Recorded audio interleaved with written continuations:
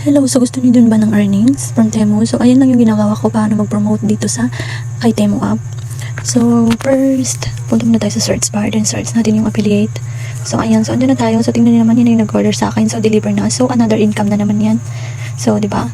So, ayan, so scroll muna tayo para maghanap ng ipopromote nating products or items. So, ito yung napili natin. So, of course, i-search to earn natin yan para magka-earn tayo, di ba? Para, ayan, para i-promote natin.